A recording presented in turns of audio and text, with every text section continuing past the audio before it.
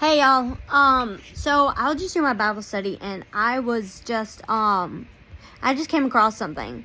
I'm in Romans this month. I'm in Romans. So I was just reading about like faith, and in this chapter it's about Abraham's faith, and you know how he was so freaking old. Like he was like 100 years old. Like he was so old, and Sarah was like been dead, like dead. Like literally, like barren, you know, and God, he's like, and he prayed, he's like, God, give me a son, give me a kid, like, I don't care, just like, well, I've been so faithful to you, like, it's been so long, why isn't taking, whatever, all this stuff, you know, we know the story, all this stuff. So, I was reading it, it's in Romans chapter 4, I don't know why I had to look back, because I knew that, but Romans chapter 4, and verse 20, it says, yet he did not waver through unbelief regarding the promise of God, but was strengthened in his faith and gave glory to God. I'll read it again. Yet he did not waver through unbelief regarding the promise of God, but he was strengthened in his faith and gave glory to God. Strengthened in his faith.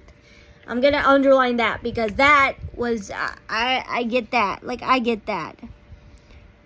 Strengthened in his faith. If y'all have a Bible, I would literally do that. Like, I have these pins and highlighters and stuff, and it has like quotes on it. And it said like, keep going, be strong, all this stuff. And that one I wrote, I highlighted with green, which is keep going.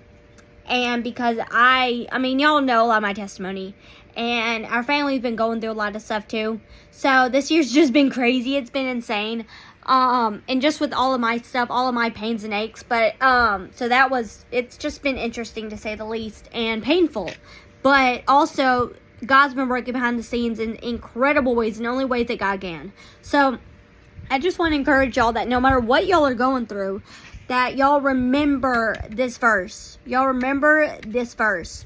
be strengthened in your faith, because the enemy can't kill us.